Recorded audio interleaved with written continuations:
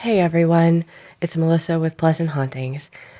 I'm not sure if you can hear it or not, but I am struggling with a cold. My ears are completely plugged, and I almost lost my voice a couple of times this last week. So I couldn't narrate, so I don't have a classic horror story for you tonight or one that I have written. So I'm going to go ahead and re release the Unseen A Campfire ghost story, but I'm going to set an ambient thunderstorm to it. So if you haven't heard it, I hope you enjoy it. And I'm going to a doctor next week, so hopefully this stuff will get taken care of, and I'll be back in full swing soon. Thank you, and have a good night. The Unseen, a Campfire ghost story.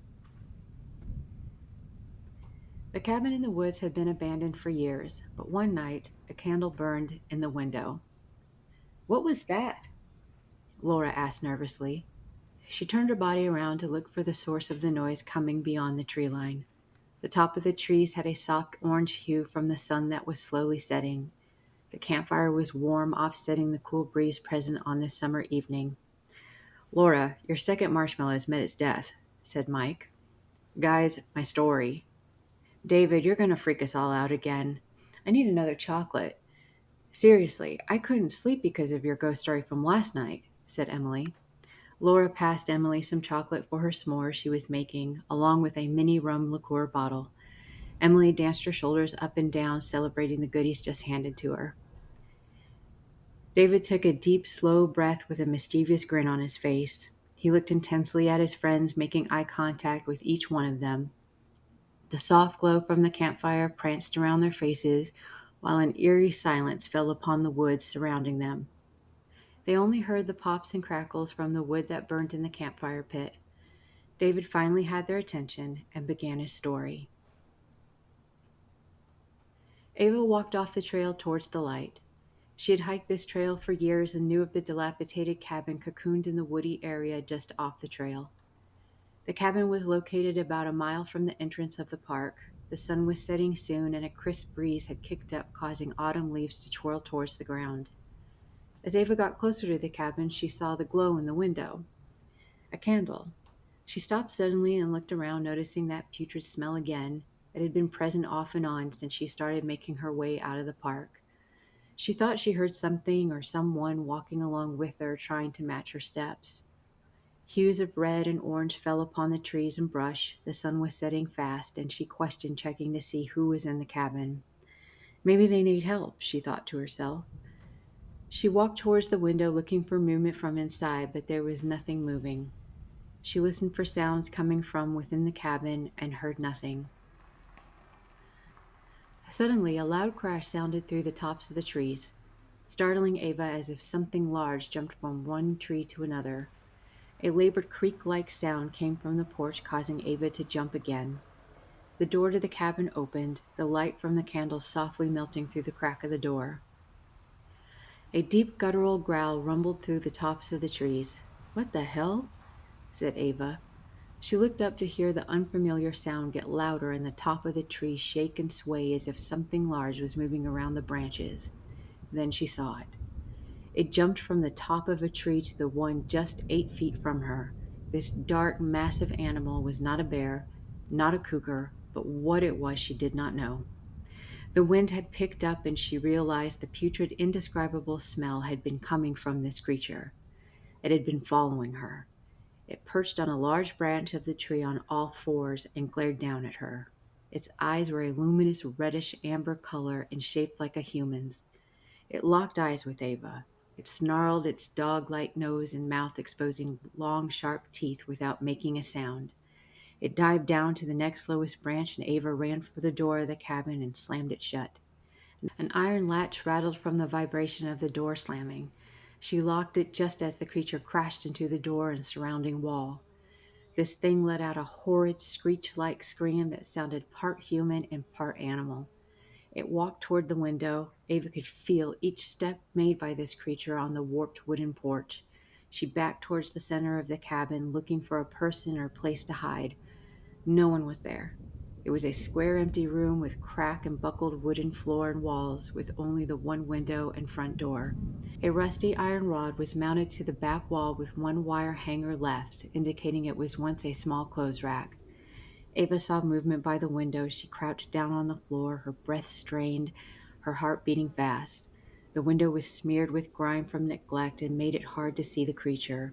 The light of the candle illuminated patches of dark hair on the shoulders and arms, long muscular arms that looked human, and the torso looked human as well. It bent down to look through the window. Ava froze with fear at its hideous dog-like face. It stood on its back legs like a human. It put a hand on the window, dragging its claws across the glass, creating a spine-tingling sensation like fingernails scraping across a chalkboard. Ava shivered as her eyes welled up with tears. She only had a knife. It was no match for the size of this thing. She knew she couldn't outrun it. Her thoughts were interrupted by a shuffling sound made behind her in the corner of the cabin. Bam! Something hit the wall. She couldn't tell if the bang was from the inside or the outside. The creature made strange smack-like sounds and rushed towards the back of the cabin where the bang happened. Ava reached into the side pocket of her sling pack and grabbed her cell phone. No service. Her body started shaking and she wanted to cry but didn't dare make a sound. She felt a hand softly touch her shoulder. She screamed and frantically dragged her body away from the person that touched her. Ava turned to look to see who was in the room, but no one was there. She thought she saw a shadow move in the corner where the loud bang happened, but it disappeared as soon as she saw it. Slow, deep scraping sounds were heard along the outside of the back wall of the cabin. The creature was carving its claws into the wood as it moved along the back side. Ava quickly crawled to the corner by the door. She heard shuffling again from the inside of the cabin. She looked to the wall adjacent to the window where the shuffling was coming from. The flickering light from the candle dimly illuminated long, deep gashes in the wall with spots of dull brownish stains that streaked down to the floor. Her stomach turned as she realized she was looking at cuts and blood left by the creature, the dogman. The horrifying marks on the wood suddenly disappeared. The gashes and stains were gone. No, no, no. I'm not losing my mind. This isn't real, she assured herself. The dogman slammed his arms against the wall next to her, causing a wooden plank to pop out. A nail fell next to Ava's foot. The creature screeched, screamed, growled, and was raging. It wanted in.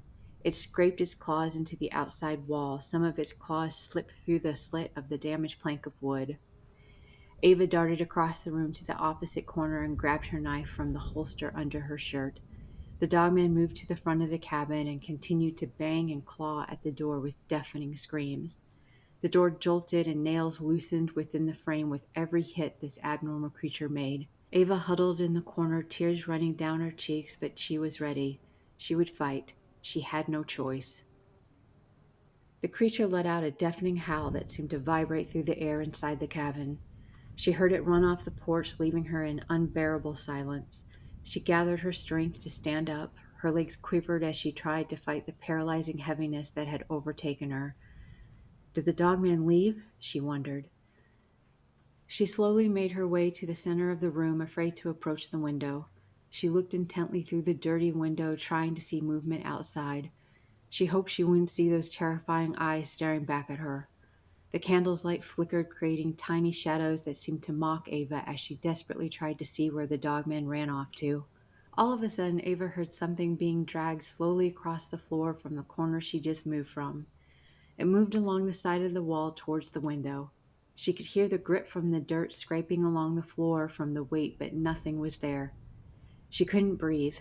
Terror spread through her body once more. She dropped her head to her hands and said, "This isn't real. None of this is real. Wake up. Wake up." She heard a faint voice near the window. She looked up and her eyes widened at what she saw. By the candle, a figure appeared, a man. He looked as if he was standing within a haze of slow, swirling heat. The flame of the candle danced upon the side of his body. His legs from the knees down were missing, yet he appeared to be standing. His khaki pants were shredded on one of the pant legs. His white t-shirt had huge gashes with dark stains soaked into the edges of the ripped fabric. His face was dirty and streaked with blood. He stared at Ava and said, "You are safe now. Never come back to the park." He looked towards the candle, lifting his hand to the flame. Blood dripped from his fingers as he turned his gaze back to Ava. He calmly said, "Run," and pinched out the flame. The cabin went black. Ava frantically searched for her flashlight. The sun had set and the woods were draped in a blanket of darkness. She turned on the flashlight and pointed it towards the window. The man was gone. In his place was a dirty backpack ripped to shreds and covered in stains. The contents of the backpack were scattered along the floor: a crushed water bottle, open food wrappers, and broken parts of a cell phone. Ava moved the flashlight around the room. She saw deep cuts in the wood made from claws. Old blood stained the wood of the walls and floor. She wasn't crazy. She wasn't seeing things. It was all real. A long, powerful howl was cast out from deep within the woods. Ava jumped and ran for the door, but paused. Breathing heavily, she questioned whether she could make it back to the trail and the miles she had to run to get to her car. "Run!" screamed the voice of the ghost. Ava flung the door open, ripping the loose iron lock from its mount, and ran for her life. "Run!" screamed David as he slammed his hand down on Emily's knee. "David, you baboon butt!" Mike and Laura laughed at Emily, being startled by David. "That was a good one," said Mike as he leaned towards David and gestured a cheers with his beer in hand. "Yeah, and the whole time I still heard something behind us in the tree line," said Laura.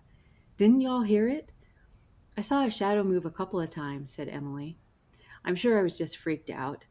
It was probably just shadows made from the campfire." "What was that?" David stood up and looked towards the trees where the branches could be heard breaking. Emily stood quickly and leaned into David while pointing to the trees and asked, "Are those red eyes? Look up in the trees." They all looked up and Laura started screaming. 3 pairs of luminous reddish amber colored eyes were looking down on them. Off in the distance, within the darkness of the woods, a resonating howl that sounded part human and part animal carried through the air. The 3 pairs of eyes looked back into the woods, then back at the campers. One of the creatures jumped down from the tree and landed on all fours.